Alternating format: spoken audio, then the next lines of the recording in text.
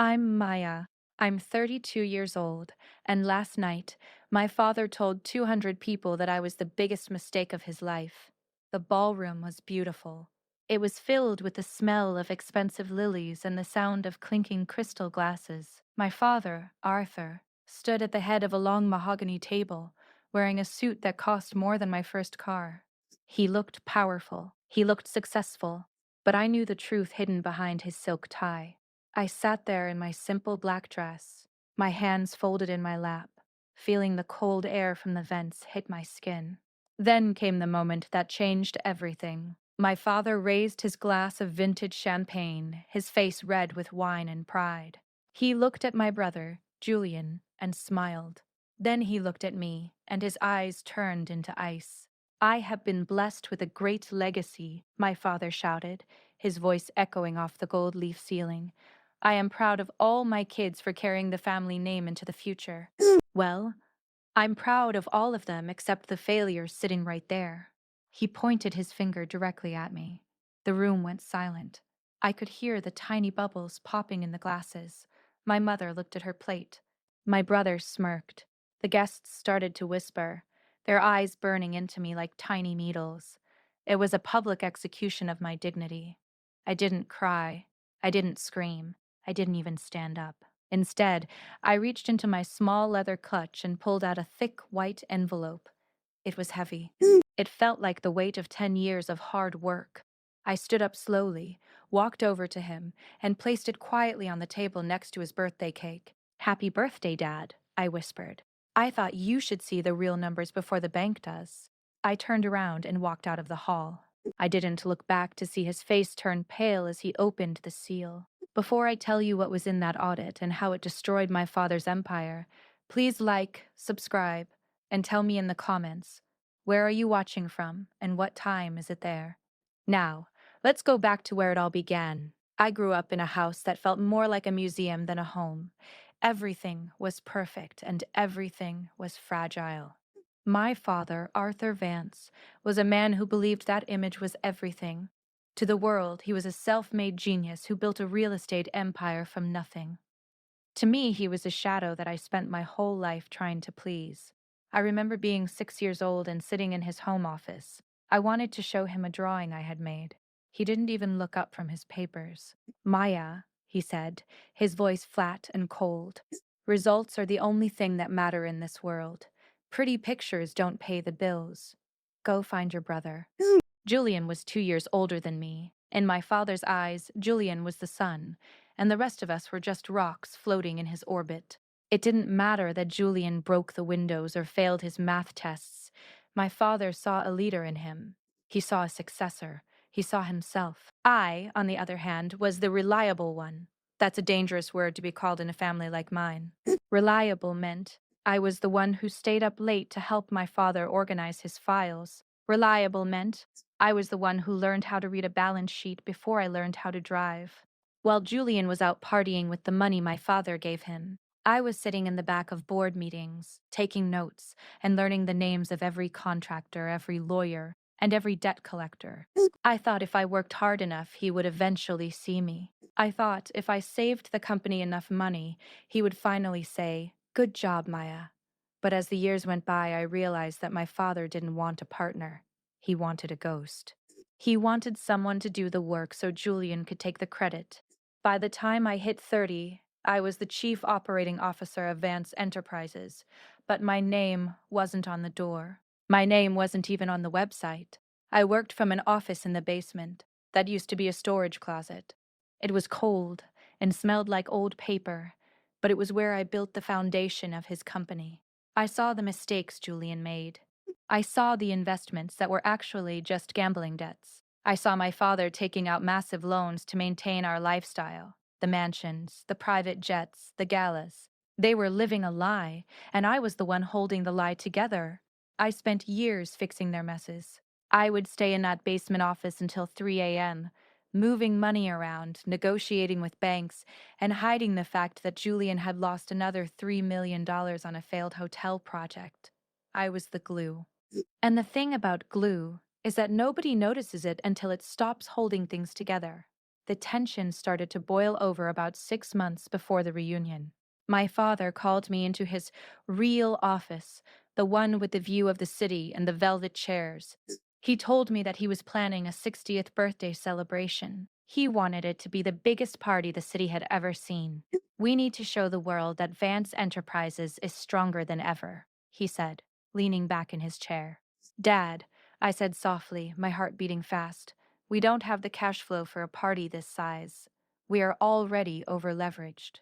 If the interest rates go up even a little bit, we won't be able to pay the staff. He laughed. It wasn't a kind laugh. It was the laugh of a man who thought he was a god. That's why you're just the help, Maya. You worry about the pennies. I worry about the vision. Just make it happen. That was the moment I stopped trying to save him. I realized that he didn't care about the company. He didn't care about me. He only cared about the vision of himself. I went back down to my basement office, sat in the dark, and realized that if I kept helping them, I would go down with the ship. I decided then that I wouldn't let that happen. If they wanted to call me a failure, I would show them what a real failure looked like. And it wasn't me. I started looking through the files again, but this time, I wasn't looking for ways to hide the debt. I was looking for proof of where it all went. I began to compile the audit. I tracked every penny Julian spent on his business trips to Vegas. I tracked every bribe my father paid to get permits. I tracked the slow, painful death of a family legacy. As I worked on the audit, I found something I never expected. My father wasn't just losing money, he was stealing it from his own employees' pension funds to pay for his luxury cars. My blood turned to ice. It wasn't just incompetence anymore. It was a crime. I had to make a choice. Do I keep quiet and remain the reliable daughter, or do I burn the whole house down? I looked at the picture of our family on my desk. My father was smiling, Julian was laughing, and I was standing in the back, barely in the frame. I picked up my pen and started writing the final summary of the audit. The party was only weeks away. The failure was about to teach the visionary a lesson he would never forget. But as I finished the report, I noticed a transfer of $5 million that I couldn't account for. It didn't go to Julian. It didn't go to a car. It went to a secret account in my name. My father was setting me up to take the fall. For most of my life, I felt like a ghost haunting the halls of my own home. If you walked through the front door of our estate, you would see giant oil paintings of Julian.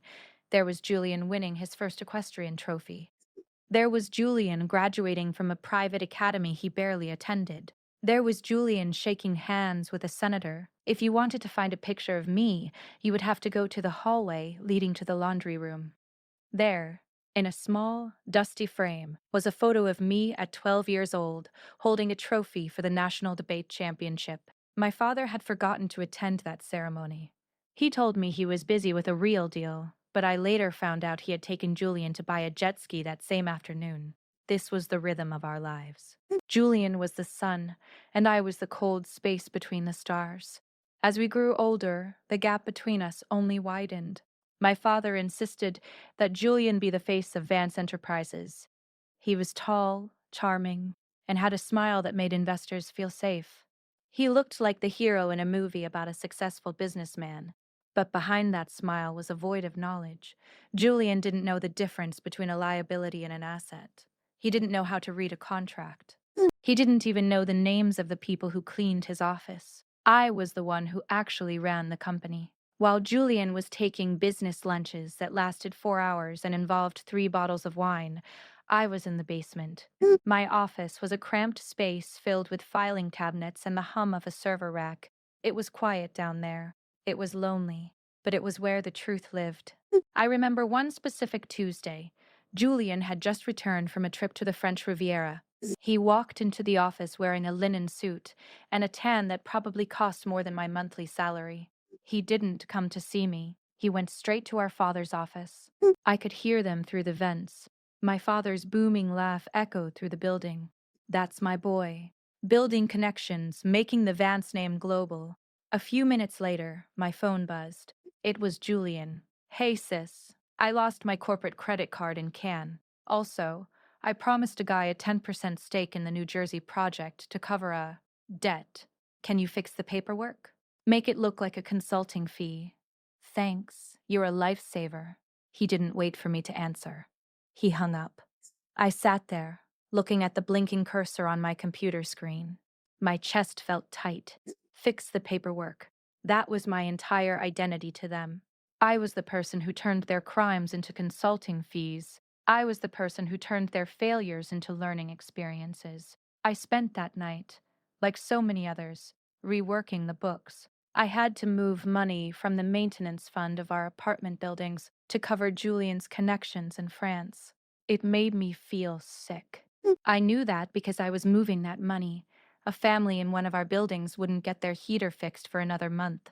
I was becoming an accomplice to their greed, and it was eating me alive. But why did I stay? It's a question I ask myself every morning when I look in the mirror. I stayed because of a small, foolish part of my heart that still wanted my father to look at me the way he looked at Julian. I wanted him to see that I was the one keeping the roof over his head. I wanted him to realize that without me, his world would turn to dust. I also stayed because I loved the business. I loved the logic of numbers. Numbers don't lie. They don't have favorites. They don't care about charm or expensive suits. In the world of accounting, everything has a place. Everything must balance. My life was a mess of emotions, but my spreadsheets were perfect. They were the only thing I could control. One evening, my father came down to the basement. It was rare for him to visit my cave, as he called it. He didn't sit down. He stood in the doorway, looking at the stacks of paper on my desk with a look of mild disgust. Maya, he said, checking his gold watch. Julian tells me we are low on liquid cash for the upcoming merger. He says you've been hoarding the funds in the reserve accounts. I looked up at him, my eyes tired from the blue light of the monitor. Dad, we aren't hoarding. That money is for the quarterly taxes and the employee insurance premiums. If we spend it on the merger, we won't be able to pay our obligations in October. My father stepped into the room, his shadow stretching across my desk. Julian says the merger will triple our value in 6 months. Are you telling me my son is wrong? Are you saying you know more about growth than the man who is out there actually doing the deals? I'm saying the math doesn't support the growth, Dad, I replied, my voice steady but quiet. He leaned down, placing his hands on my desk. I could smell his expensive cologne and the faint scent of cigar smoke. The problem with you, Maya, is that you have no vision. You are a bean counter. You see the walls, but Julian sees the sky. Stop being a failure at support and just do what you're told. Transfer the money by tomorrow morning. He turned and walked out without waiting for a response. I sat in the silence he left behind. A failure at support. The words felt like a physical weight on my shoulders. I had spent a decade being their safety net, and now he was blaming me for the fact that the net was getting thin. That night, I didn't transfer the money. Instead, I did something I had never done before. I opened a private, encrypted file on my personal laptop. I titled it, The Exit Strategy. I realized that if I gave them that money, they would use it to bury me. They needed a scapegoat for when the merger inevitably failed. And who better than the unseen daughter who handled all the finances? I started digging deeper into the internal transfers. I wanted to see exactly how much Julian had taken over the last 5 years. But as I scrolled through the digital ledgers, I saw something that made my breath catch in my throat. There was a series of payments, large ones, going out to a shell company called Vance Holdings. At first, I thought it was just another one of Julian's fake businesses. But the signature on the authorization forms wasn't Julian's. It was a digital replica of mine. Someone had been using my credentials to steal millions of dollars from the company for years, and the trail didn't lead to Julian. It led directly back to my father's private server. He wasn't just overlooking me. He was setting a trap that had been years in the making. If the authorities ever came knocking, the paper trail would lead straight to my basement office. I sat back in my chair, the cold air of the basement feeling like a shroud. I looked at the white envelope on my desk, the one I would eventually hand him at the gala.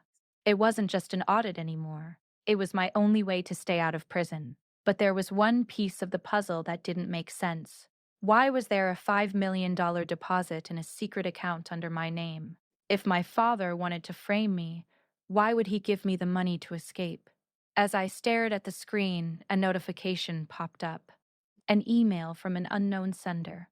The subject line simply read, "He thinks you're the ghost, but I know you're the engine. Check the offshore routing." My heart hammered against my ribs. I wasn't the only one watching the books. Someone else was in the shadows with me. For years, I believed that love was something you earned through labor. I thought that if I could just carry enough of the family's weight, eventually, my father would have to look at me and see a daughter instead of a tool. 3 years ago, the company faced its first real brushes with total ruin. It wasn't because of a market crash or bad luck. It was because my father had a vision for a luxury skyscraper in a part of the city that was never meant for it. He called it the Vance Pinnacle. To the public, it was going to be a masterpiece of glass and steel. To me, it was a black hole that swallowed every cent we had. I remember the night the crisis peaked. It was raining, a thick, gray downpour that blurred the city lights. My father came to my apartment for the first and only time. He didn't bring flowers or a bottle of wine.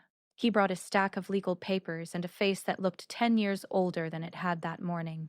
"Maya," he said, pacing my small living room, "the contractors are walking off the job. The bank is calling in the bridge loan. If we don't find $20 million by Friday, the Pinnacle becomes a tombstone for this family." I looked at him, and for a moment I felt a surge of pity. This was the man who had always seemed invincible. Now he was trembling. "What about Julian?" I asked. "He's the vice president. Surely he has a plan?" My father scoffed, waving his hand dismissively. "Julian is a leader, Maya. He's meant for the big picture. He shouldn't be bothered with the ugliness of bankruptcy. He's in Aspen right now, meeting with investors." I knew Julian wasn't meeting investors. I had seen his Instagram stories. He was at a ski resort with a group of models. But I didn't say that. I looked at the papers instead. "I can save it," I said quietly, "but it will cost me everything I've saved." I had been frugal. While my family spent money like it was water, I had invested my salary into my own small portfolio. It was my escape fund.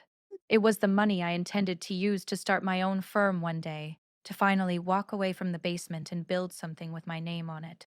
My father stopped pacing. He looked at me, and for the first time in years, there was a glimmer of something that looked like affection in his eyes. "You would do that? For the family?" "For you, Dad," I whispered. I signed over my accounts. I spent the next 72 hours without sleep, negotiating with the bank, using my personal assets as collateral to guarantee the company's debt. I sacrificed my future to save his Pinnacle. I thought this was the turning point. I thought this was the sacrifice that would finally make me a Vance in his eyes. The Pinnacle was saved. The construction continued. A month later, there was a ribbon-cutting ceremony. The sun was shining, and the local news cameras were there. My father stood on a stage with Julian. They both held giant golden scissors. "I couldn't have done this without my son," my father told the reporters. "Julian's strategic networking in Aspen secured the confidence our creditors needed. He is the true heart of this company." I was standing 20 feet away, behind a security rope, holding my father's briefcase and a bottle of water. I felt a coldness settle in my chest that hasn't left since.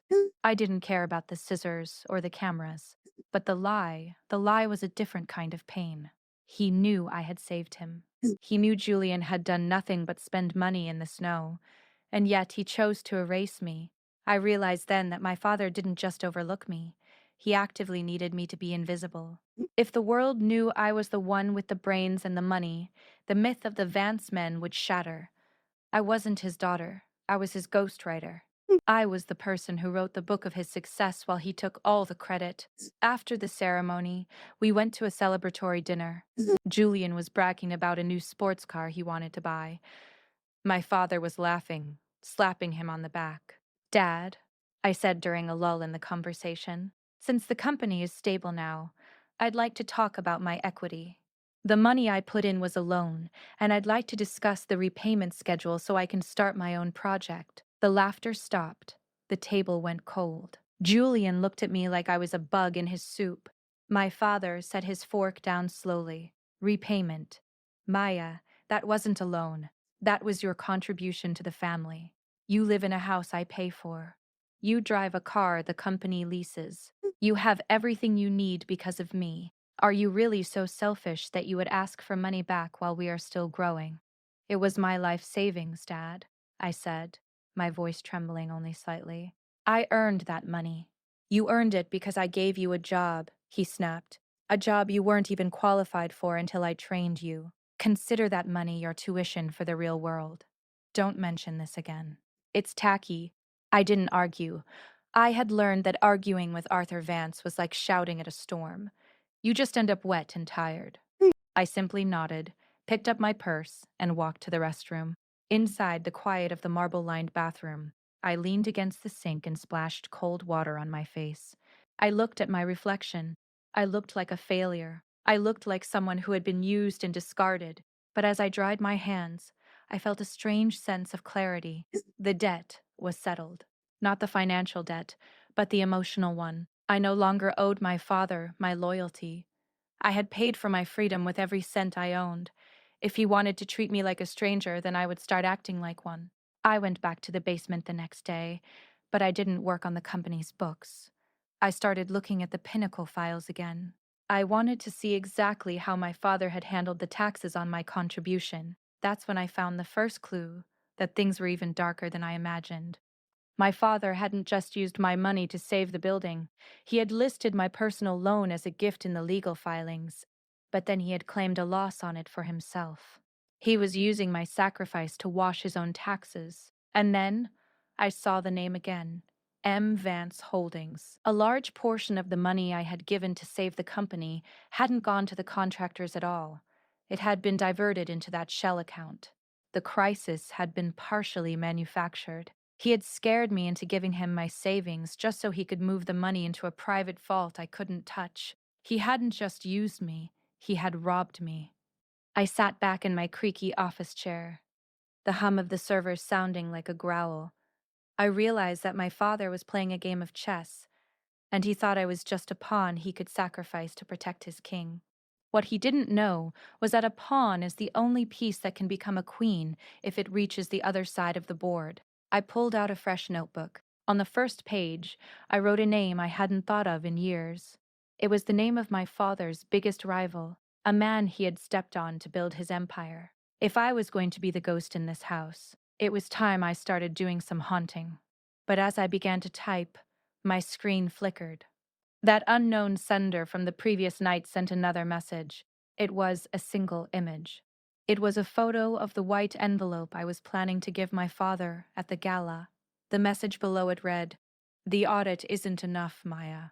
You're missing the basement floor. Look under the physical files in Cabinet 4. My heart stopped. Cabinet 4 was right behind me. If you saw me walking down the street, you wouldn't think I was the brain behind a multi-million-dollar real estate firm. I didn't wear designer labels or carry handbags that cost as much as a mortgage payment. I wore sensible shoes and a coat I had owned for 5 years. I was the invisible woman. My father and Julian occupied the top floor of the Vance building. Their offices were filled with sunlight, glass walls, and the smell of expensive leather. My office was the basement. To get to me, you had to walk past the boiler room and the janitor's closet. My father joked that it kept me grounded, but the truth was that he didn't want the staff to see who was actually signing the checks and fixing the errors. Every morning, I arrived at 7 a.m. I would descend into the quiet, cool air of the lower levels, while the city above began to wake up. I would sit under the hum of fluorescent lights and begin the real work. I was the shadow manager. I managed the vendors who hadn't been paid, the lawyers who were threatening to sue, and the banks that were growing suspicious of my father's visionary spending. Julian would usually roll in around 11 a.m. I could hear his heavy footsteps on the floor above me. Soon after, my phone would ring. "Maya, I need the quarterly reports for the meeting with the Sterling Group," Julian would say, his voice sounding bored. "And make sure you highlight the synergy I created with the new contractors."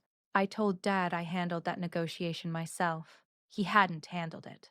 I had spent 3 weeks in a windowless room with those contractors, arguing over every penny until they finally agreed to a fair price. But on the report, it would say Julian Vance, lead negotiator. I was a ghost, and Julian was the medium who spoke for me. But after the mystery email, the basement felt different. It didn't feel like a sanctuary anymore. It felt like a crime scene.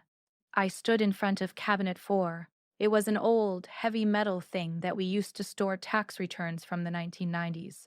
Nobody had touched it in years. It was covered in a thick layer of gray dust. My heart was thumping against my ribs like a trapped bird. I pulled open the bottom drawer. It groaned, the sound echoing through the empty basement. I removed the folders, yellowed papers about property taxes and old zoning laws. I reached my hand to the very back, feeling the cold metal of the floor. My fingers brushed against something that didn't feel like metal. It felt like a small, leather-bound book. I pulled it out. It was a ledger, but it wasn't a corporate one. It was handwritten in my father's sharp, aggressive script. As I flipped through the pages, the room seemed to get colder.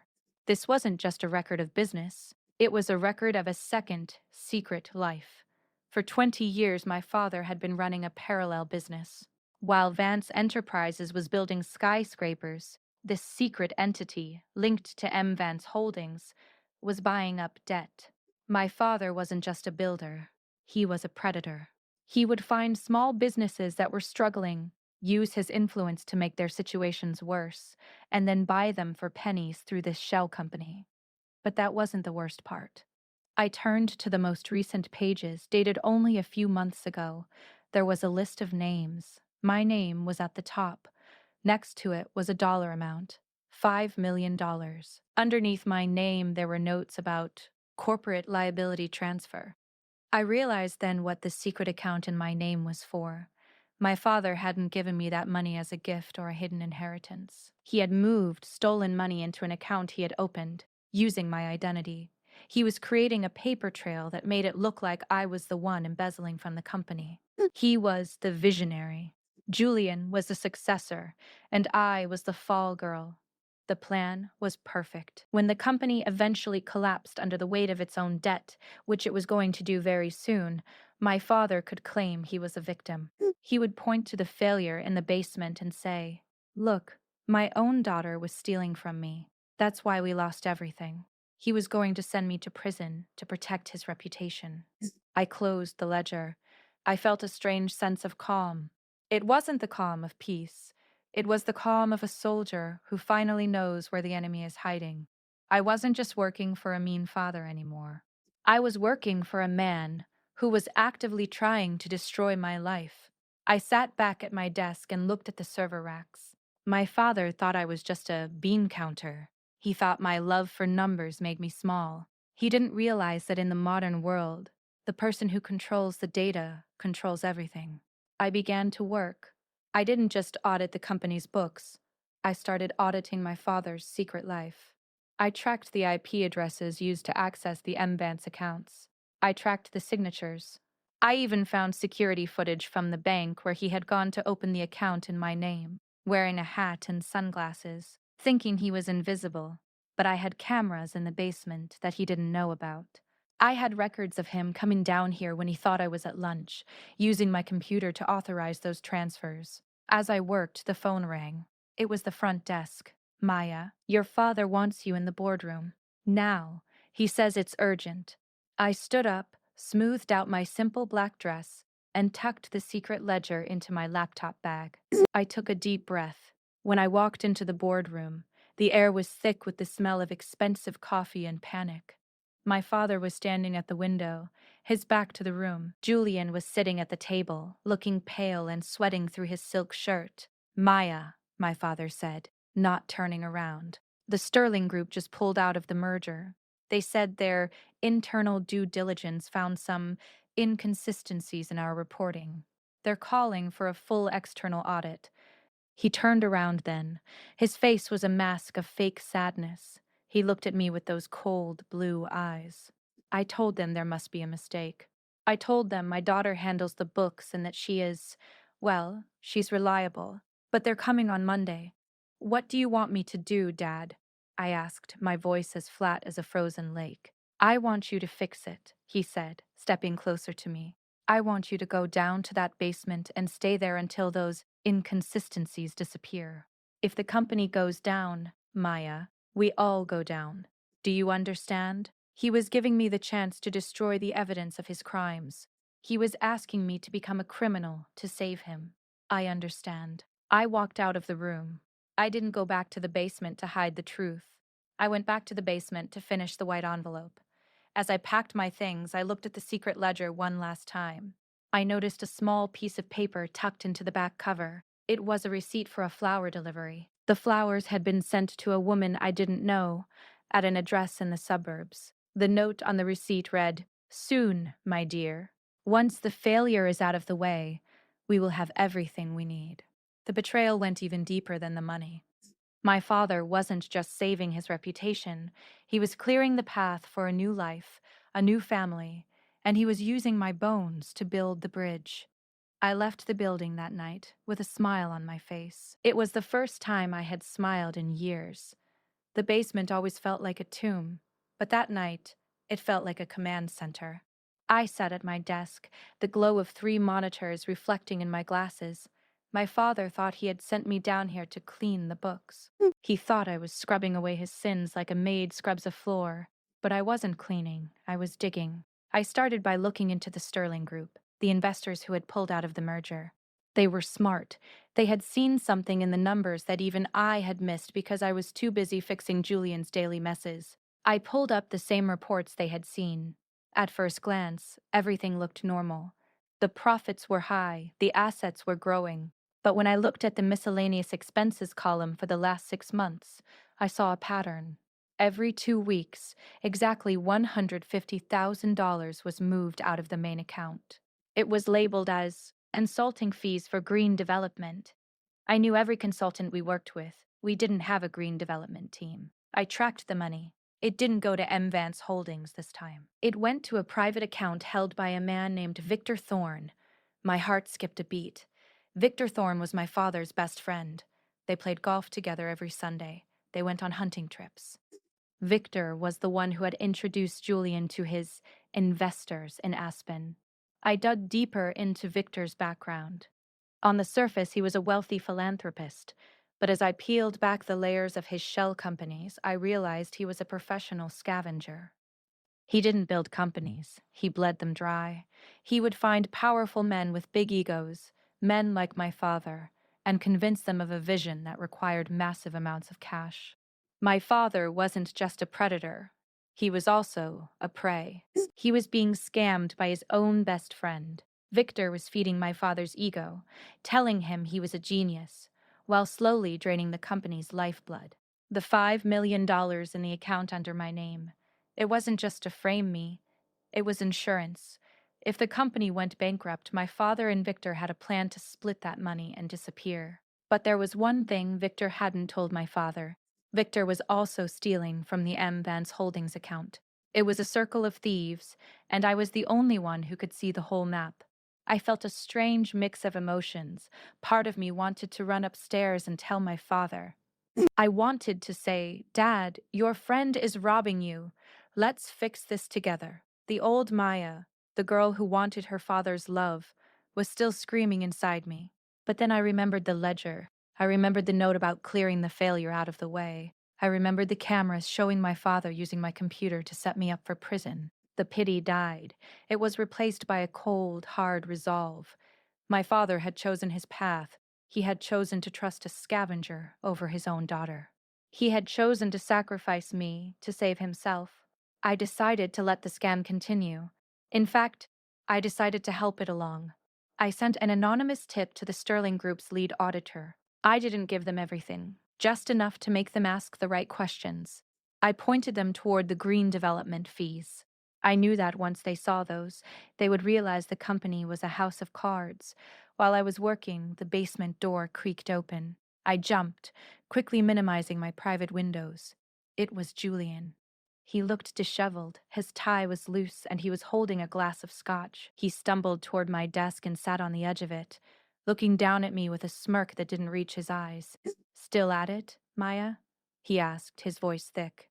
"Dad says you're the only one who can save us, the reliable little sister, always cleaning up after the big boys." "I'm doing my job, Julian," I said, keeping my voice flat. He laughed and took a sip of his drink. "You know, Dad actually feels sorry for you. He told me tonight that it's a shame you don't have the spark. He said you're like a tractor, strong and useful, but nobody wants to take a tractor to a gala. You're built for the dirt. I looked up at him. I saw the weakness in his face. He was terrified. He knew he was incompetent, and he was using cruelty to hide it. If I'm a tractor, Julian, I said softly, then I'm the only thing keeping this entire farm from sliding into the river. You might want to be nicer to the help. He narrowed his eyes. Don't get cocky. Once the Sterling deal is fixed, Dad is moving me to the New York office. You'll be staying here in the basement where you belong.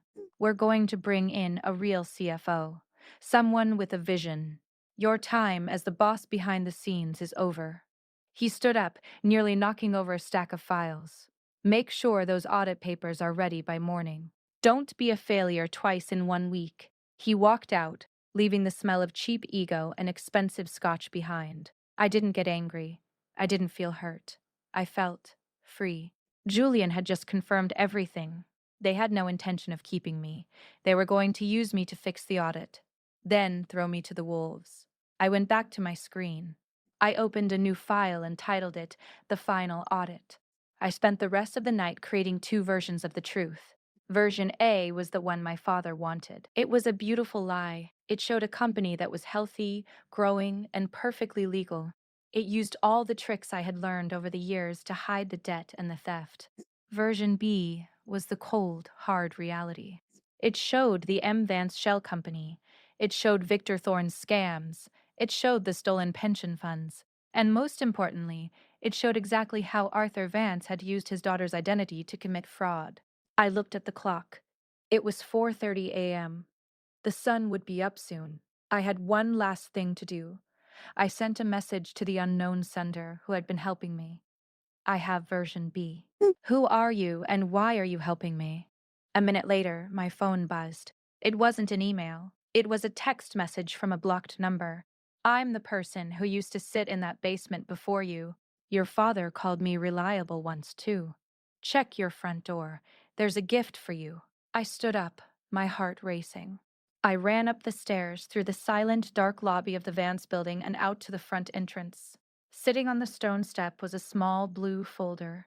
Inside was a list of every offshore account Victor Thorne had ever used. It was the missing piece.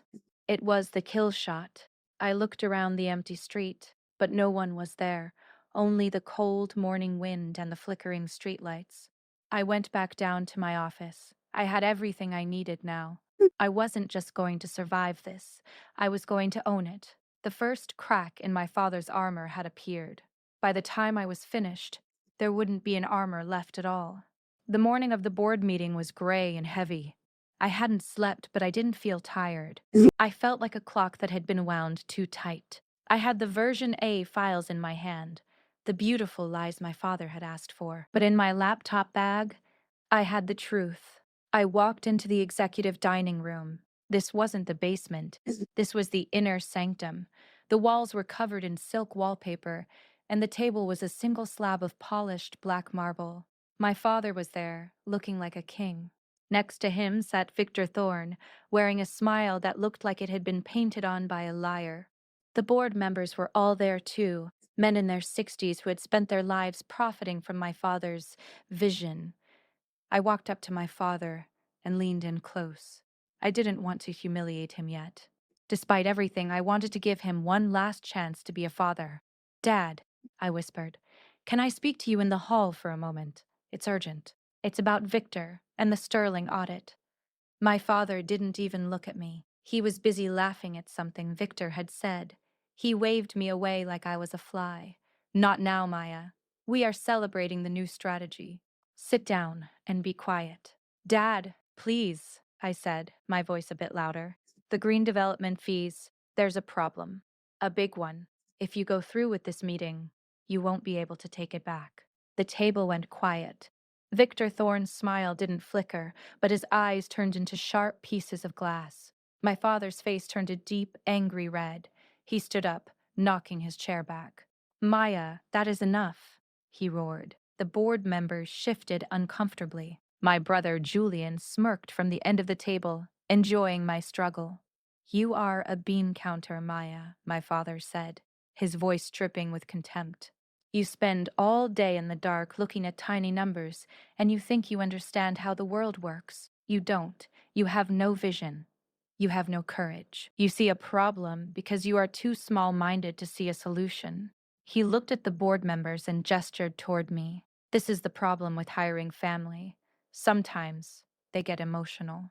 Sometimes they think their little spreadsheets make them as smart as the men who actually build the buildings. He stepped closer to me, leaning over so the board couldn't hear his next words, but I felt them like a slap. Give me the files, go back to your hole, and stay there. If you say another word about Victor or the accounts, I'll fire you before lunch. And remember, Maya, without me, you're nothing but a girl with a calculator and no friends. I looked at him, truly looked at him. I realized then that he didn't just ignore my warnings because he was arrogant. He ignored them because he was afraid. He was so deep in debt and lies that he needed Victor's fantasy to be true. He chose the lie because the truth would mean admitting that he had failed. I didn't argue. I didn't cry. I simply placed the version A folders on the table. Here are the reports you asked for, Mr. Vance, I said. I used his last name instead of Dad. The shift was small, but I saw him flinch. I turned and walked out of the room. As the heavy oak doors closed behind me, I heard the room erupt in laughter. I heard Victor Thorne lead a toast to the future of Vance Enterprises. I didn't go back to the basement. I went to the roof. I stood at the edge of the building looking out over the city. I could see the Vance pinnacle in the distance. It looked beautiful from here. It looked solid. But I knew that the foundation was made of stolen money and broken promises. My father thought I was nothing without him. He thought he was the one holding the world on his shoulders. But he forgot that I was the one who knew where every pillar was placed. He forgot that I was the one who knew which screws were loose. I pulled out my phone and called the unknown number that had texted me. It picked up on the first ring.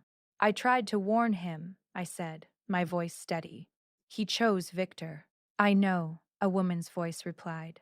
She sounded older, her voice raspy but kind. He always chooses the flashy lie over the quiet truth. That's why I left. That's why you're going to win. Who are you? I asked again. My name is Elena, she said. I was your father's first CFO. 30 years ago, I built the company with him. When it got big enough, he told the world he did it alone and fired me on a Tuesday.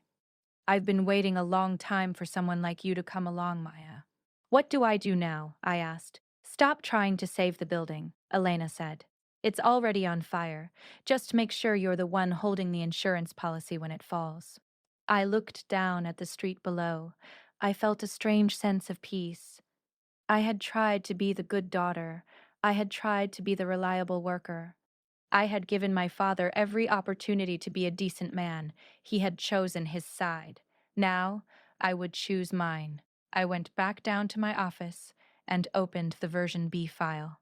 I didn't send it to the authorities yet. I did something much more calculated. I started a new company.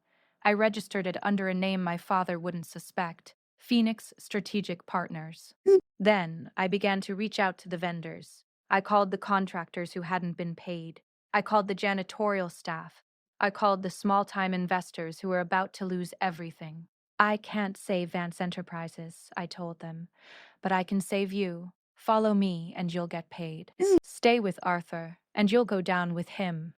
One by one, the people who actually made the company run began to shift their loyalty. They didn't care about vision. They cared about their families. They cared about the truth. By the end of the day, I had a shadow company ready to go. I was the engine, and I was taking all the parts with me. But as I was packing my bag to leave for the night, the basement door flew open. It wasn't Julian this time. It was my father. He wasn't red with anger anymore. He was pale. Maya, he whispered, looking around the room as if the walls were listening. The Sterling Group just called. They didn't even look at the reports you gave me. They said they received an anonymous tip about the green development fees. They're calling the police, Maya. They think I knew. He looked at me with eyes full of terror. You have to tell them it was you. You have to tell them you moved the money without telling me. I'll hire the best lawyers, I promise. You'll only serve a year or two. But if it's me, the legacy is gone. He was finally asking for my help. and his request was for me to go to prison for him. You want me to take the fall for Victor's scam? I asked, my voice barely a whisper. It's for the family, Maya, he said, reaching for my hand. It's the only way. I looked at his hand, then up at his face. I didn't see a father. I saw a stranger who had run out of lies. In this chapter, Maya realizes that she can no longer live as a shadow. She begins the quiet, methodical process of detaching herself from her father's sinking ship. My father stood in my basement office waiting for me to say yes. He truly believed that I was so desperate for his love that I would trade my freedom for it. He thought that the failure would be happy to finally be useful, even if it meant sitting in a jail cell. I'll think about it, Dad, I said. My voice was as cold as a stone at the bottom of a well. He let out a long breath of relief. He actually smiled. He reached out and patted my shoulder, the same way he used to pat Julian when he won a race. That's my girl. I knew you were a Vance at heart. We'll talk more at the gala. He walked out, his footsteps light and happy. He thought he had solved his problem. He didn't realize he had just handed me the match to start the fire. The next 2 weeks were the most productive of my life. I didn't stop working for a single hour. To my father and Julian, I looked like a loyal soldier. I was at my desk every morning. I attended every meeting. I kept my head down. But I wasn't fixing the Vance books anymore. I was building a bridge to my new life. I spent my nights at a small, rented office on the other side of town. This was the headquarters of Phoenix Strategic Partners. It was just one room with a desk and a laptop, but it felt like a palace compared to that basement. I began the quiet transition. This is a term I learned from Elena, the woman who had been my father's first CFO. We spoke on the phone every night. She was like a ghost from the future, warning me about the traps my father had laid. A man like Arthur doesn't look at the foundation, Elena told me. He only looks at the gold on the roof. If you move the foundation slowly enough, he won't even notice the house is tilting until it hits the ground. So, I moved the foundation. First, I moved the people. I started with Mrs. Gable. She had been the head of the accounting department for 20 years. My father didn't even know her first name was Sarah. I invited her to lunch. Sarah, I said, looking her in the eye. The company is going to fail. Not today and not tomorrow, but soon. When it does, your pension will disappear. My father has already used it to cover his debts. She turned pale. But he said we were doing great. He lied, I said. I pushed a contract across the table. Phoenix Strategic Partners needs an experienced head of finance. Your salary will be 20% higher, and your pension will be secured in a private trust that my father can't touch. Are you in? She didn't even hesitate. She signed the paper. Over the next 10 days, I did the same with the head of IT, the lead project manager, and the 3 best real estate agents in the city. These were the people who actually did the work. My father thought Julian was the heart of the company, but these people were the blood, and I was draining the body. Next, I moved the assets. I couldn't just steal my father's buildings. That would be illegal. But I knew the contracts. I knew which leases were coming up for renewal.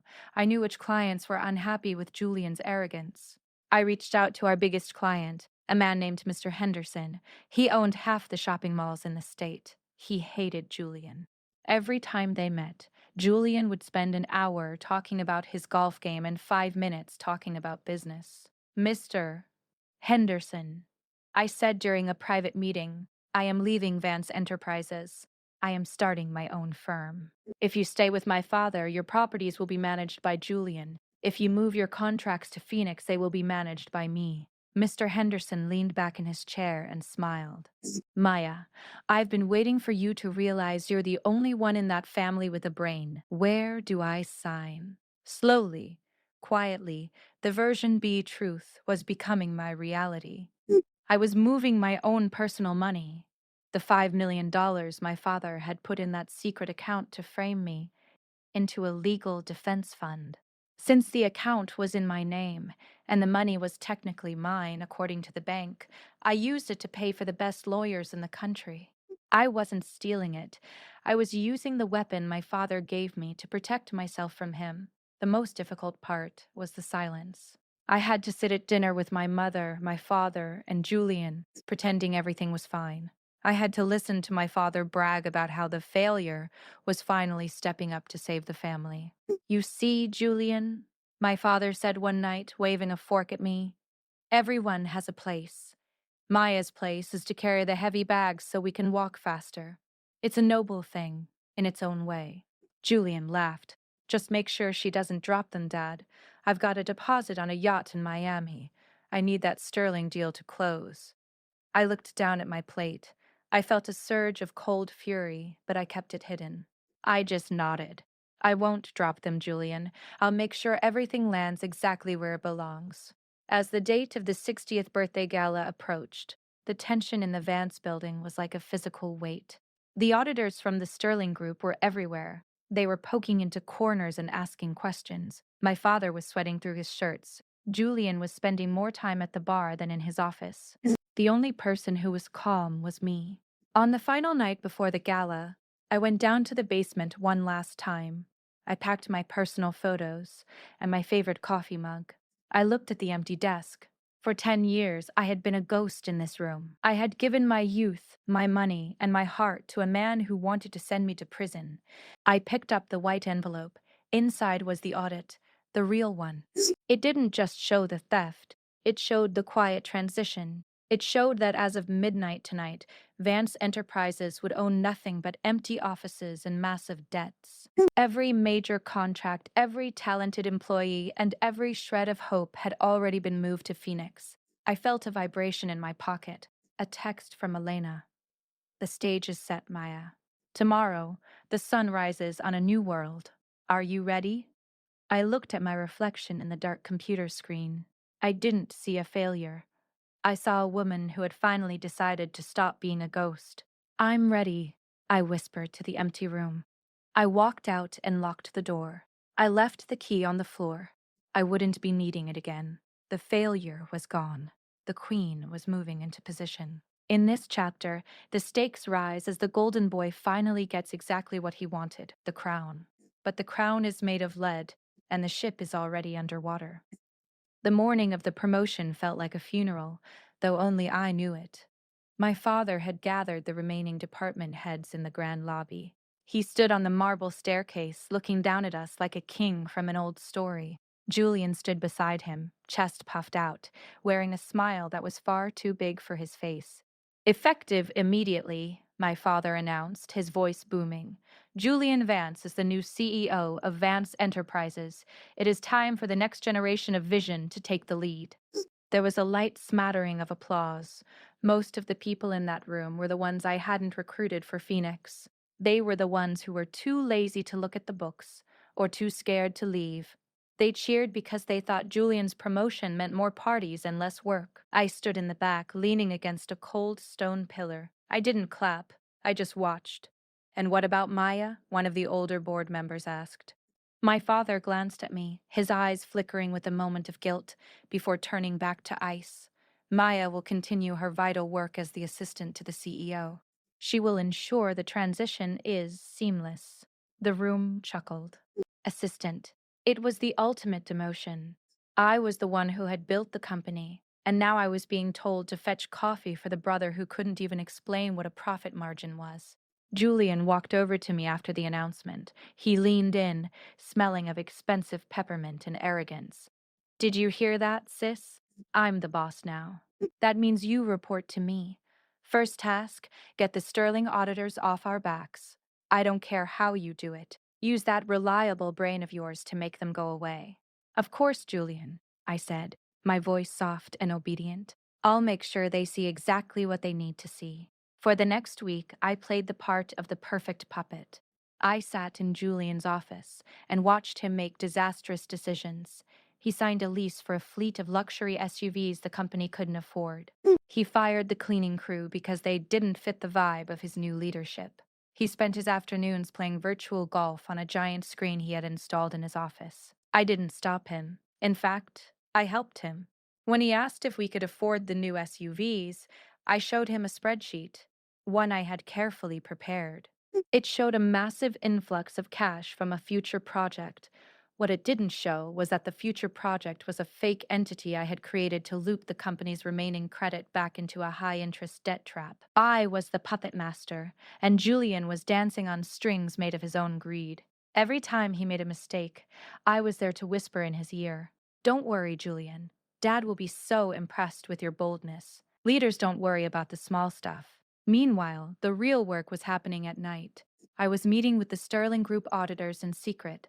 I wasn't hiding the truth anymore. I was handing it to them in organized, color-coded folders.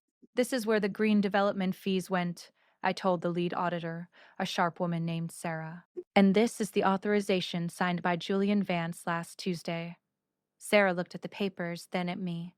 "You realize this will destroy the company, Maya? Why are you giving us this?" "Because the company is already a ghost," I said. "I'm just tired of pretending I don't see it." The most interesting thing happened on Thursday. I found Julian in my father's office, looking through the private safe. He looked startled when I walked in. "Just checking some legal docs," he stammered. "Are you looking for the M. Vance ledger, Julian?" I asked calmly. He froze. "How do you know about that?" "I know everything," I said, walking toward him. "I know Dad is using you.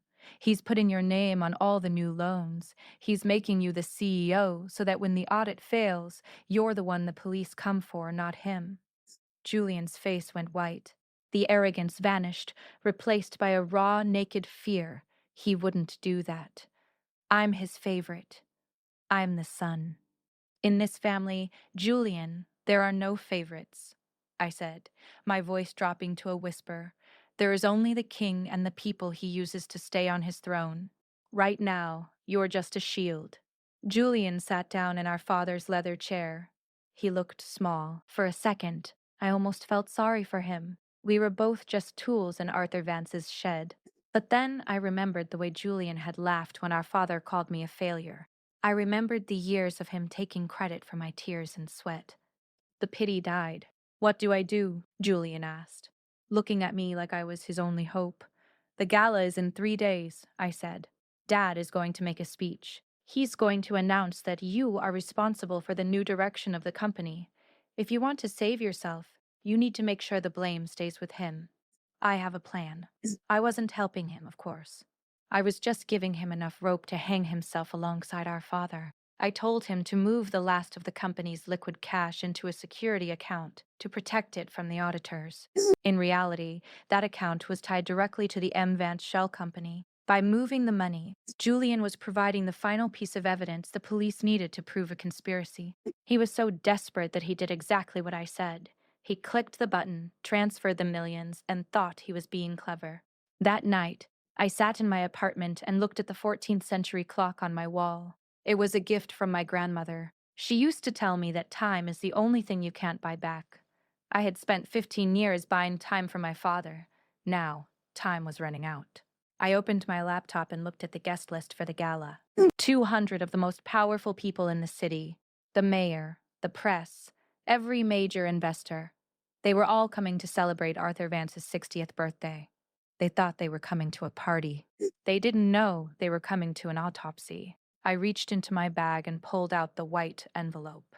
It was finally finished. I had added one last page, a list of the transfers Julian had made that afternoon. I felt a strange, cold thrill. My father had spent my whole life trying to make me invisible. He wanted a ghost in the basement. Well, he was about to find out that ghosts are the ones who know where all the bodies are buried. As I was about to go to bed, a new email arrived.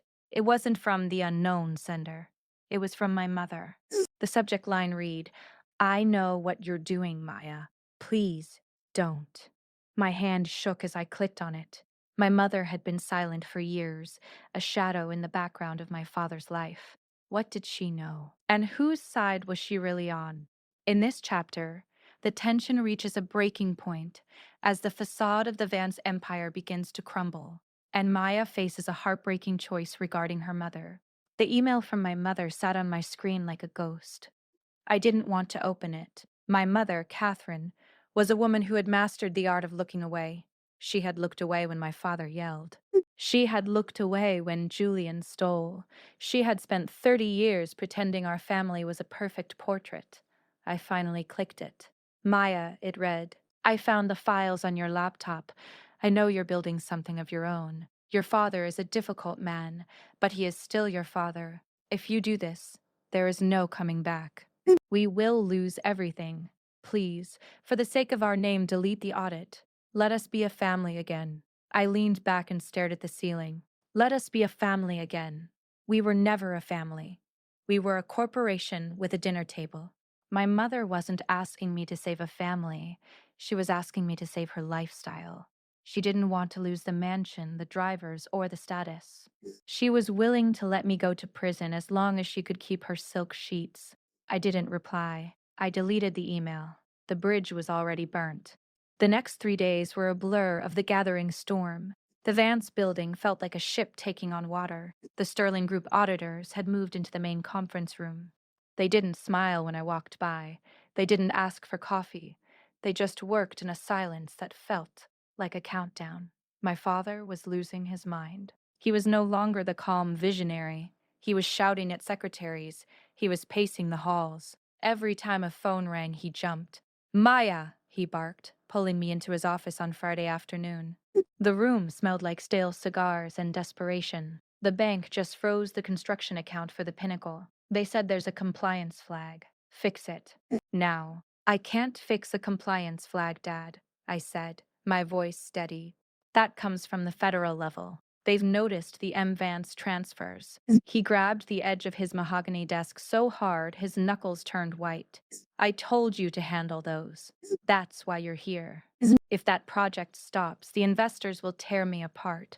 I've already promised them a 20% return by next month.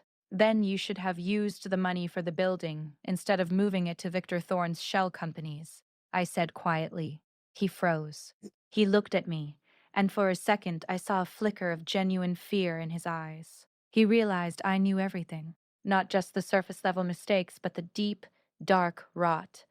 I did what I had to do to keep us afloat, he hissed. You don't understand the pressure of being at the top. You've always been safe in your little basement. I'm the one who took the risks, and I'm the one you chose to blame for them, I reminded him. He didn't argue. He couldn't. Instead, he straightened his tie and put on his mask of confidence again. It doesn't matter. The gala is tomorrow night. Once I announce the new partnership with Victor's International Group, the stock will bounce back. The banks will back off. I just need one more night of theater. He didn't know that Victor's International Group was already being investigated for money laundering. He didn't know that the partnership was actually a trap designed to drain the last of the Vance assets. I went to find Julian. He was in his new CEO office, staring at a bottle of expensive bourbon. He looked like a man waiting for a storm to hit. Is it done? He asked when I walked in. The security account is full, Julian. I lied. The money is safe, but if the police show up, you need to make sure you have the authorization log I gave you. It shows that Dad was the one who ordered the final transfer.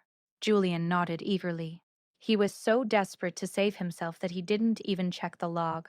If he had, he would have seen that the log actually proved he was the one who initiated the theft without my father's signature. I was handing both of them a weapon, knowing they would immediately point them at each other. By Friday night, the company was technically bankrupt. We owed $50 million to contractors, $10 million to the bank, and $5 million to the employee pension fund. The only reason the lights were still on was because I was personally paying the electric bill from my Phoenix account to keep the servers running for one more day. I stayed late that night. I walked through the empty offices. I saw the gold-plated nameplates. I saw the expensive art on the walls. It was all a lie. None of it belonged to us. It belonged to the people my father had stepped on to get here. I went down to my basement office one last time. It was empty now, except for the white envelope sitting on my desk. I picked it up. It felt light in my hands, but I knew it held the weight of an empire. I sat in my chair and looked at the Phoenix folder on my laptop. The transition was 100% complete. Every client had signed. Every key employee had their new contract. The failure had successfully moved the entire company into a new building, while the visionaries were busy picking out their outfits for a party. As I prepared to leave, I received one final message from Elena. The wind is picking up, Maya. Tomorrow the world will see who built the house and who merely lived in it. Sleep well. You'll need your strength for the encore. I walked out of the Vance building. The security guard, a man named Sam who I had known for years, tipped his hat to me. Good night, Miss Maya. See you at the big party tomorrow. Good night, Sam, I said with a sad smile. And yes, you'll definitely see me there. I drove home in the quiet dark. The city was glowing, oblivious to the fact that one of its tallest towers was about to come crashing down. I thought about my mother's email. I thought about being a family again. I realized that a real family doesn't ask you to set yourself on fire to keep them warm. I went to my closet and pulled out the dress I had bought for the gala. It wasn't a shadow dress. It wasn't simple or plain. It was a deep midnight blue with a cut that was sharp and professional. Tomorrow, I wouldn't be the assistant. I wouldn't be the failure. I would be the storm. But as I laid the dress out, my doorbell rang. It was 11:30 p.m. Nobody visited me at this hour. I looked through the peephole and my heart dropped. It was Victor Thorne, and he wasn't smiling. In this chapter, the puppet master faces the wolf. Maya must use every ounce of her composure to face the man who is dismantling her family from the inside. I stared at Victor Thorne through the peephole. He was leaning against my doorframe, tapping a silver ring against the wood. The sound was rhythmic and sharp, like a clock ticking down. I opened the door, but I kept the security chain on. Victor, I said, my voice as steady as a heart monitor. It's a bit late for a social call. He smiled, but it didn't reach his eyes. His eyes were busy scanning the inside of my apartment. I was just driving by, Maya. I saw your lights on. I thought we should have a little chat before the big day tomorrow. About what? About loyalty, he whispered. He leaned closer to the gap in the door. Your father is a desperate man, and desperate men do stupid things. He's been telling me that you're the one holding the keys to the kingdom. He says you've been acting strange lately. I'm just tired, Victor, I replied. Running a bankrupt company is exhausting work. His smile widened. Bankrupt. Such a harsh word. I prefer to think of it as liquidating for the future. Look, Maya, I know you're smart, probably smarter than Arthur and Julian combined. That's why I want to make you an offer. Don't hand over that audit tomorrow. Give it to me instead. I'll make sure you have a very comfortable seat at the table when I take over the Vance assets. And if I don't? Victor's face went flat.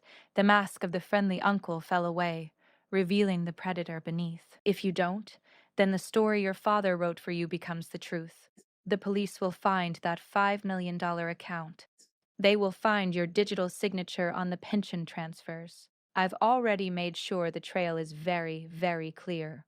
You can be my partner, or you can be a prisoner. Choose wisely. He didn't wait for an answer. He turned and walked down the hallway, his leather shoes clicking on the tile. I closed the door and locked it. My hands were shaking, but not from fear. It was from the sheer coldness of his plan. He wasn't just working with my father. He was planning to betray him and use me as the cleanup crew. I went back to my laptop. I didn't change the audit. I added a new section. I included the transcript of the secret recording I had just made on my phone during our conversation at the door.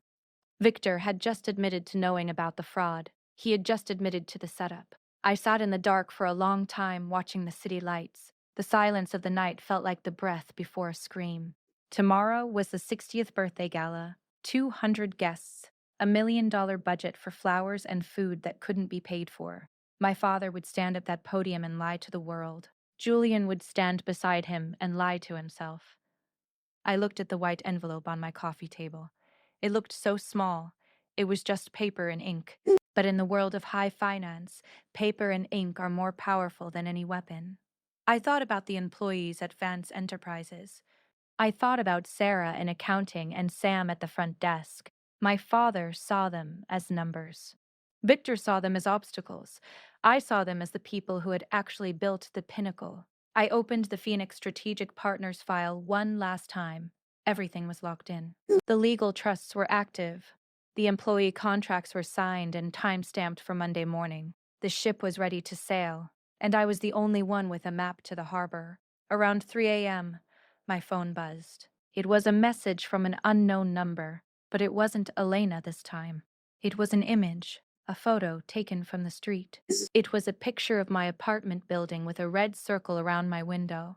The text below it read, "Go to sleep, Maya. You have a big day. We'll be watching." Victor wasn't playing games anymore. He was trying to scare me into silence.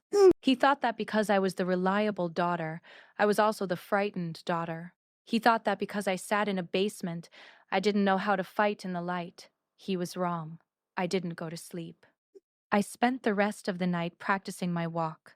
I put on my midnight blue dress and my heels. I stood in front of my full-length mirror and looked at the woman staring back. She didn't look like a failure. She didn't look like an assistant. She looked like the end of an era. When the sun finally began to rise over the skyline, I picked up the white envelope. I didn't feel heavy anymore. I felt light. I felt like a bird that had finally found the door to its cage. I drove to the office one last time before the gala. I wanted to see the building in the morning light. The Vance name was etched in giant gold letters over the entrance. I knew that by tomorrow, those letters would be meaningless. I walked into the lobby. It was empty, but the decorations for the party were already being set up. Huge arrangements of white lilies were being carried in. A red carpet was being rolled out. "Going to be a great night, Miss Maya," one of the decorators said. "It's going to be a night to remember," I agreed. I went down to the basement.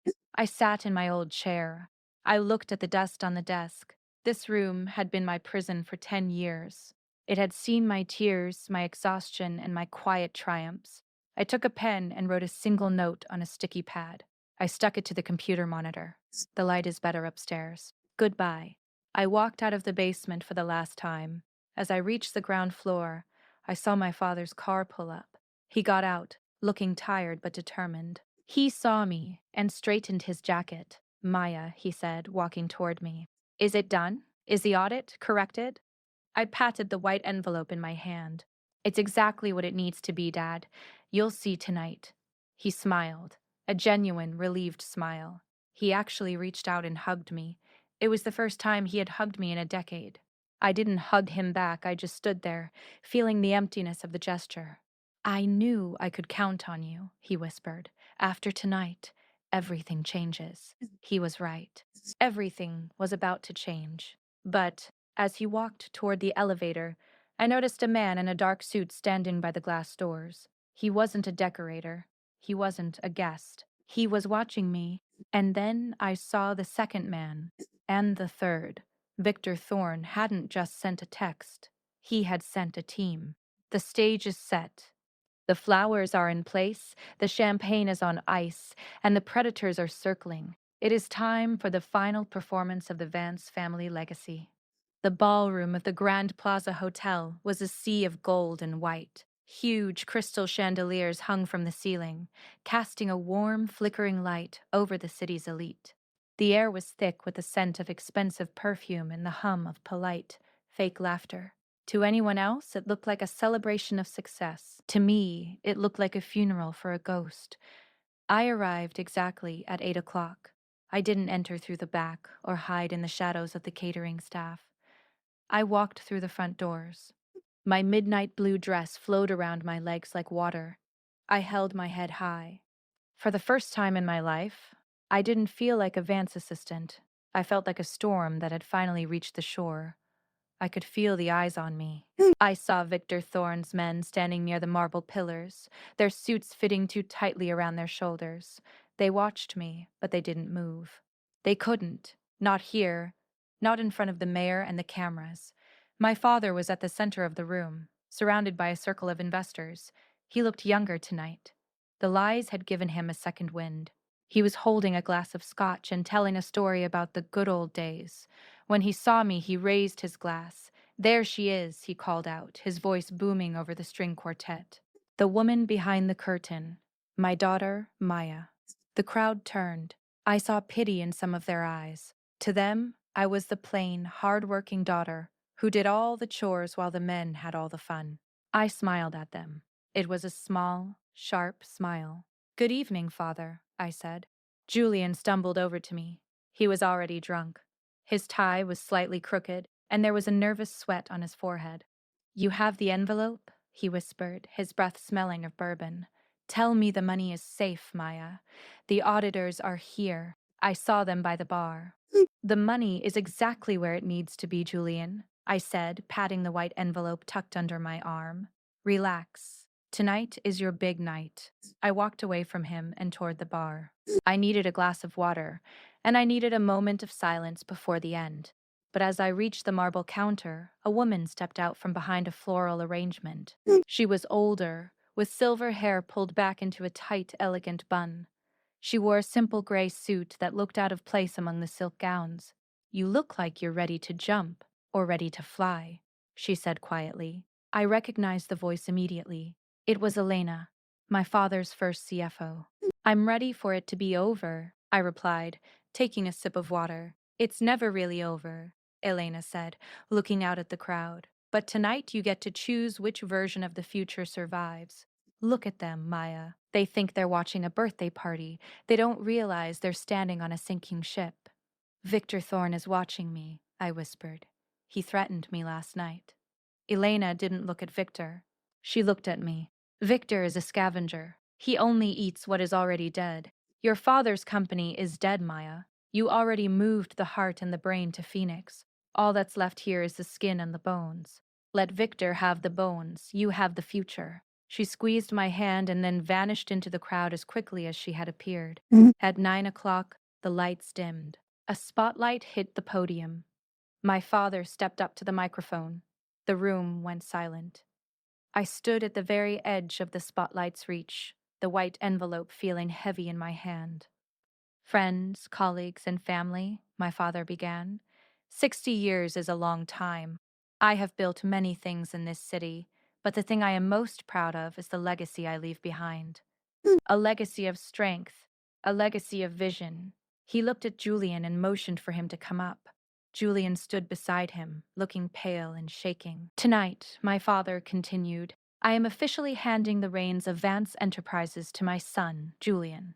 And to ensure our future is secure, we are announcing a massive new partnership with Thorne International. Together, we will complete the Vance Pinnacle and change the skyline forever. The room erupted in applause. Victor Thorne stood up from his table, smoothing his jacket, a predatory grin on his face. He looked at me and winked. He thought he had won. He thought I had stayed quiet to save myself. But before we toast, my father said, his voice dropping to a more emotional tone, I want to acknowledge someone else. My daughter, Maya. She has been my shadow for a long time.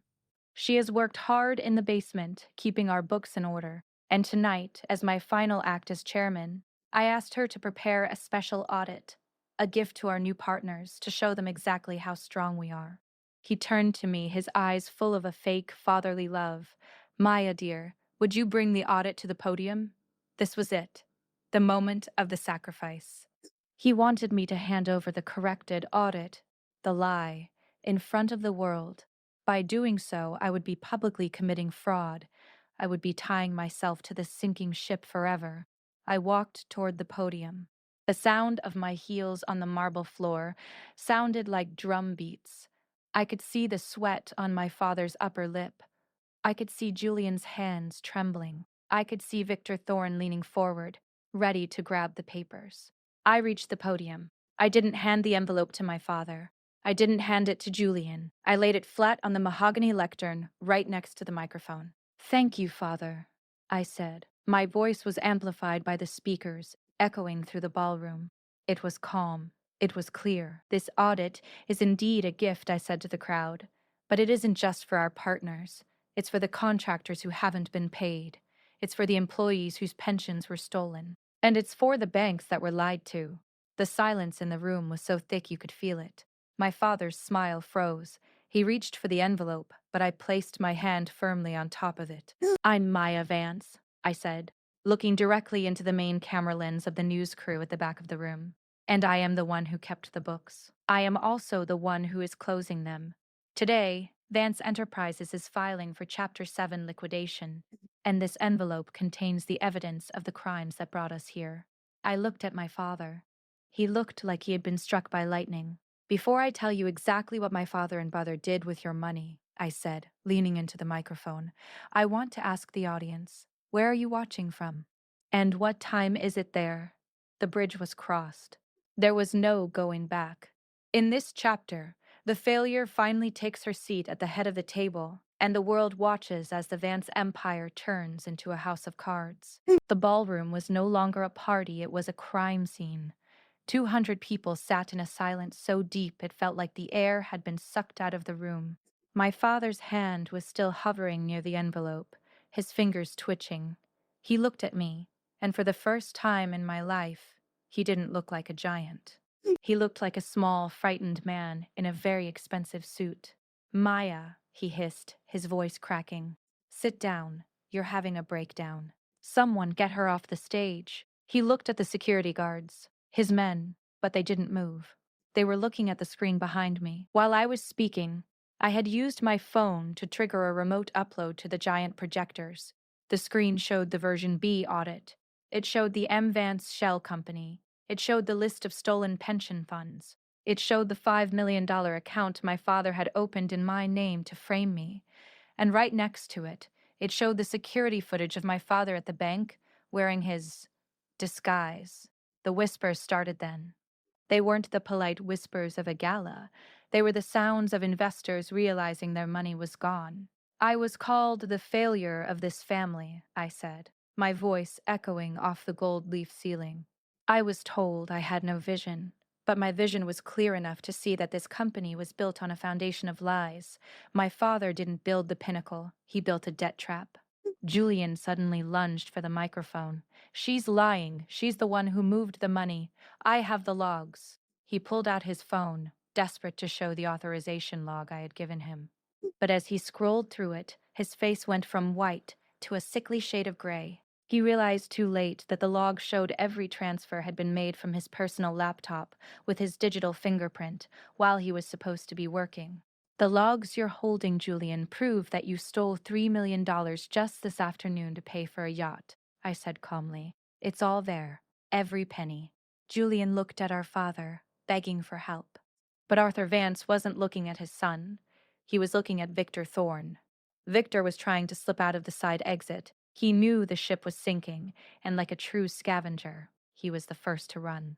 But as he reached the doors, two men in dark trench coats stepped in his way. They weren't my father's security. They were federal agents. The room erupted. People stood up, chairs scraping against the marble. My mother was crying in the front row, her face buried in her hands. She finally had what she wanted, a family moment. But it was the moment the family died. I stood at the podium and watched the chaos. I felt a strange sense of detachment. I had spent 15 years trying to prevent this moment, and now that it was here, I felt nothing but peace. The weight of the basement was gone. The weight of the failure tag was gone. My father turned to me, his face twisted with a mix of rage and disbelief. Why? He whispered. I gave you everything. I gave you a name. I gave you a life. You gave me a basement, Dad, I replied, not leaning into the microphone this time. You gave me your crimes to hide. You gave me a brother who treated me like a servant. You didn't give me a life. You gave me a job as your shadow. But shadows only exist when there's a light. And tonight, I'm turning the lights off. I picked up the white envelope. I didn't give it to him. I walked down the stairs of the stage and handed it directly to the lead federal agent. Everything is in there, I told him. The secret ledger, the bank recordings, and the evidence of the shell companies. My personal accounts have already been audited by an independent firm, and the $5 million is sitting in a frozen trust for the employee pensions. The agent nodded. Thank you, Miss Vance. You should come with us for a statement. As they led my father and Julian away in handcuffs, the crowd parted like the Red Sea. No one spoke to me. No one touched me. I was no longer the reliable daughter. I was the woman who had brought down the Vance empire. I walked out of the ballroom and into the cool night air. The flashes of the paparazzi cameras were everywhere, but I didn't hide my face. I looked straight ahead. My phone buzzed in my pocket. A notification from the Phoenix Strategic Partners app. Migration complete. 100% of staff and clients accounted for. Office opens at 9 a.m. Monday. I leaned against my car and took a deep breath. The air smelled like rain and ozone. The storm had passed, and the ground was clear. But as I drove away from the hotel, I saw a black sedan following me. It wasn't the police, and it wasn't Victor's men. It was a car I recognized. It was my mother's private driver. She had stayed silent for 30 years. Why was she following me now, when there was nothing left to save? In this chapter, the dust begins to settle. Maya realizes that the destruction of the old world is only half the battle. The other half is deciding who gets to walk into the new one. The sun rose on Monday morning with a clarity that felt almost violent. For the first time in my adult life, I didn't wake up to a list of Julian's mistakes or my father's demands. I woke up in a quiet apartment, the only sound being the hum of my refrigerator and the distant siren of a police car. I checked the news. The headline was everywhere. Vance Empire crumbles. Founder and CEO arrested for multi-million-dollar fraud. There were photos of the gala, shots of my father looking broken, and one grainy picture of me walking out of the hotel. They called me the whistleblower daughter. They called me a hero. But I didn't feel like a hero. I felt like a survivor. I drove to the new office of Phoenix Strategic Partners.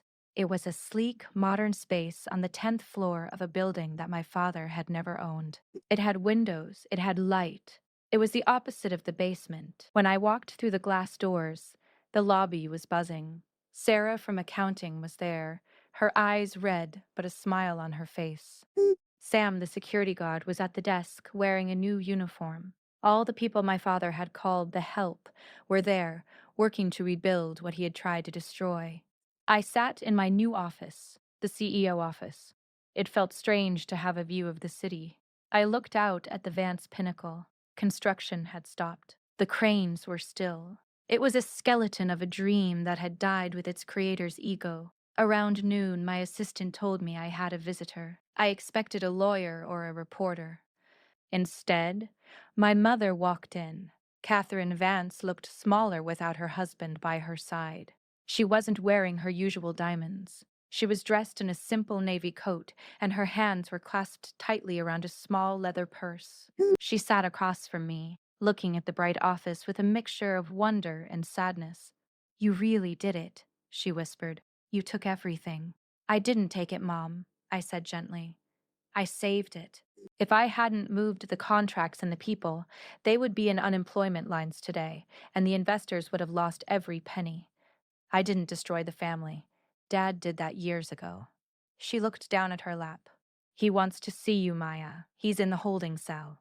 He says there's a secret account, money he hid for emergencies. He says if you help him access it, he can hire a legal team that can get the charges dropped to a minimum."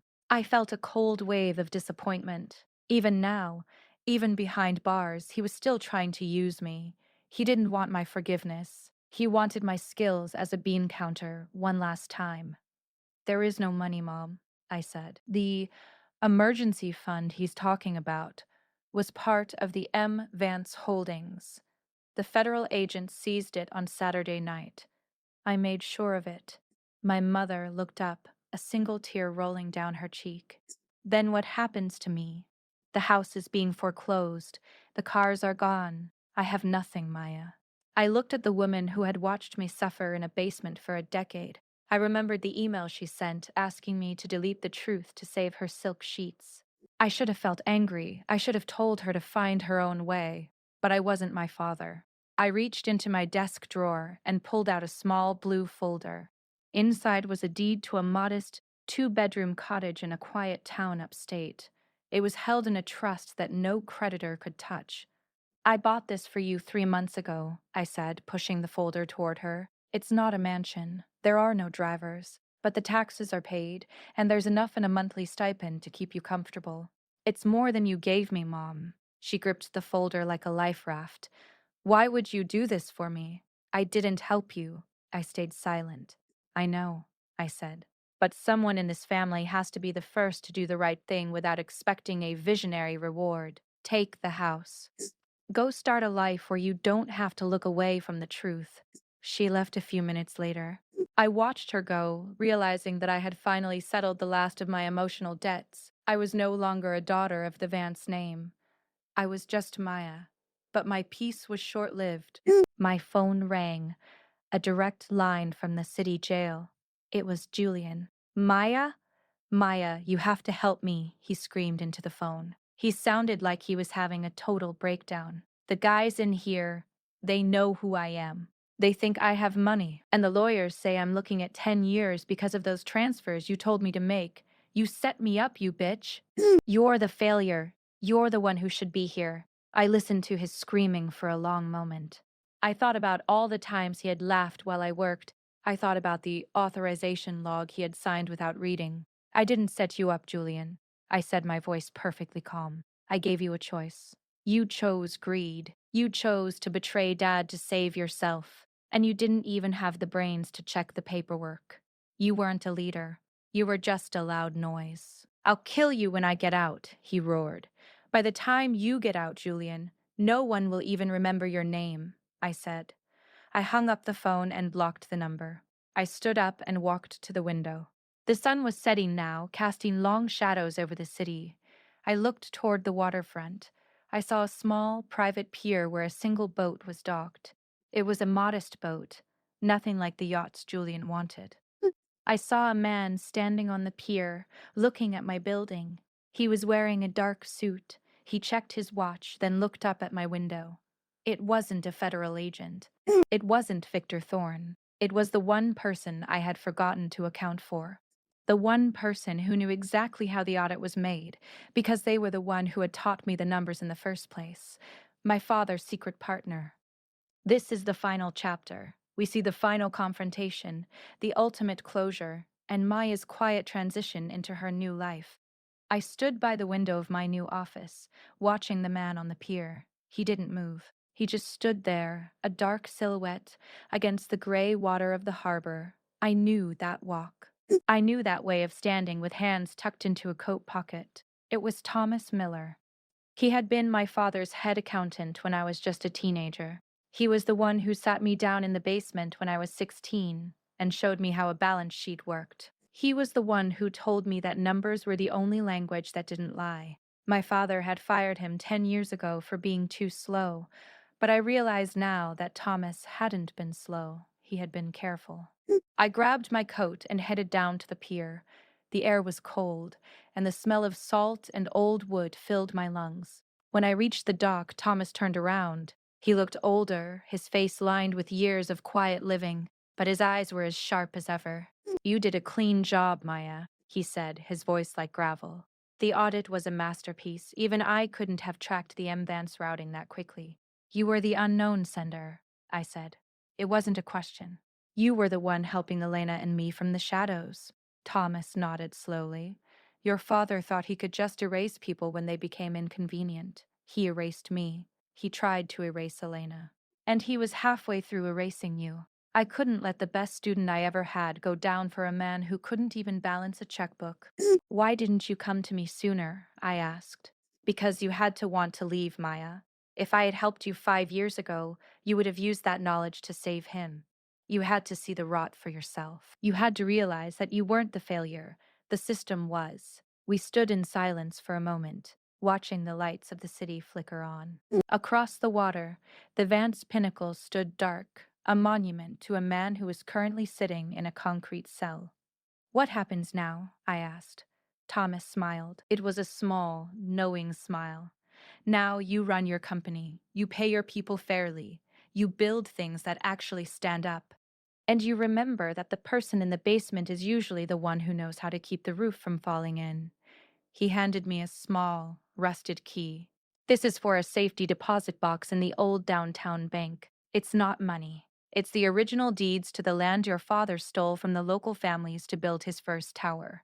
Give them back, Maya. Heal the foundation. He turned and walked away into the fog, disappearing as quietly as he had arrived. Monday morning came, and for the first time, there was no drama. There were no shouts, no scandals, and no lies. I sat at my desk and opened my laptop. The world was moving on. The Vance name was being scrubbed from the buildings. The news cycle had found a new scandal to chase. I was no longer a whistleblower or a failure. I was just a CEO. I spent the afternoon meeting with the architects for my first independent project. It wasn't a skyscraper. It was a community center and affordable housing complex on the land Thomas had given me the deeds for. We want it to be beautiful, Miss Vance, the lead architect said. But the budget is tight. Beauty doesn't cost as much as ego, I told him. Focus on the foundation. Make it solid. Make it last. The rest will follow. As the weeks turned into months, I heard fragments of news from the old world. My father had been sentenced to 20 years. Julian had taken a plea deal for 12. My mother was living quietly in the cottage, sending me a postcard every month about her garden. She never mentioned the Vance name. Neither did I. One evening, I stayed late at the office. I wasn't fixing a mess. I was just enjoying the quiet.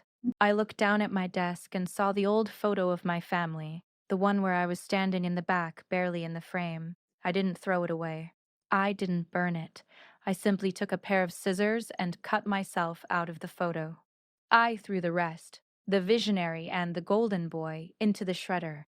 I took my small, individual square and taped it to the corner of my new monitor. I was alone in the frame now, and for the first time, I was perfectly visible. The failure had finally succeeded. Not by beating them at their game, but by walking away and starting a better one. I picked up my phone and saw a final message on the Calm Drama Stories channel. A viewer had commented, "I'm watching from London, it's 3 a.m., and I've never felt more inspired to quit my toxic job. Maya is the queen of quiet revenge." I smiled, closed my laptop, and walked out into the light.